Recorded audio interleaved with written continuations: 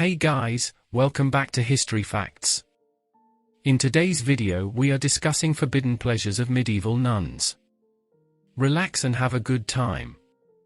Women who remained virgins were given the church's highest regard. They were considered to be elevated to men's status.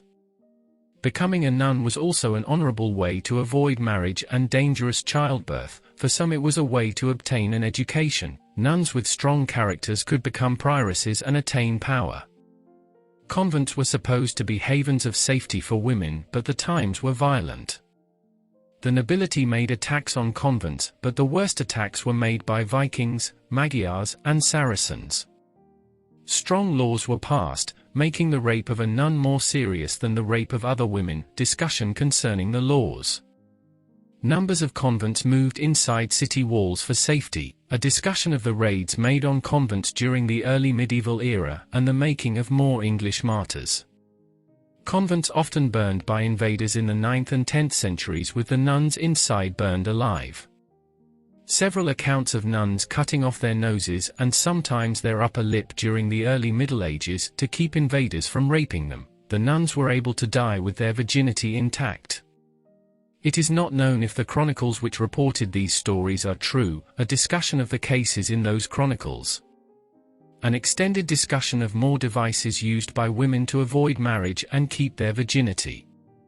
Nunneries in the later medieval era and the question of nuns' sexual transgressions and breaking their vows of celibacy. The reliable accounts of women leaving their convents, living with lovers and being brought back. Some nuns fled several times. A focus on English nunneries. The sources that provide records of nuns' sexual transgressions and breaking vows of virginity and celibacy. Literature of the time. General statements from church councils and the most reliable source, bishops' registers. There was an active minority of nuns who did not keep their vows. Self-mutilation. The first reported case of heroic self-mutilation was in 783 CE at the monastery of Saint C. Saint C was situated near Marseilles, France. The abbess of the nunnery was the Virgin, Eusebia. When so-called infidels were on the verge of breaking into the cloister, she addressed her fellow consecrated virgins, who like her, cared much more to preserve their virginity than their lives. She planned, she said, to cut off her nose and encouraged her nuns to do the same. She told them that this self-mutilation would enrage the barbarians and quell their sexual passions. The stories claim that all the nuns cut off their noses and that the barbarians massacred all 40 of them, who continued to pray to Christ until they died.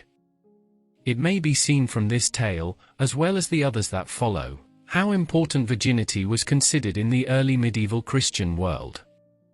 The story of the steadfast nuns was told to all young virgins entering the order. The Catholic Church.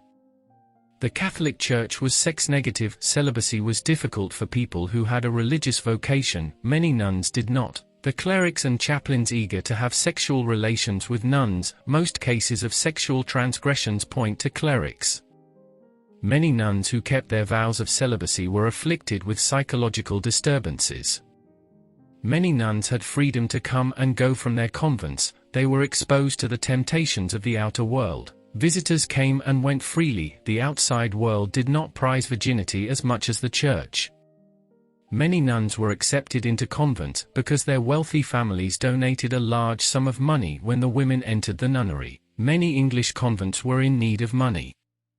A discussion of nuns who left their convent and vows, specific cases of transgressing nuns and the attempts of the church to bring them back and give them penances. An extended discussion of the church and state coalescing in forcing nuns to return to their convents. Convents in the 16th, 17th, and 18th centuries, emphasis on Italian and French monasteries.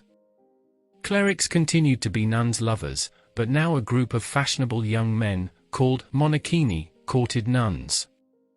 Many nuns in convents ignored other nuns' affairs or helped them to try to avoid a public scandal. Children born to straying nuns. Death rate of all children was high, but illegitimate children who lived were not considered with Dishna in that era. Priests and some nuns willed money to their illegitimate children. Renaissance. During the Renaissance, family wealth patrilineal, passed from father to son. Daughters took the wealth out of families because they needed dowries, which moved money to their husbands' families. Parents who tried to retain wealth in their families often sent young daughters to convents to become nuns.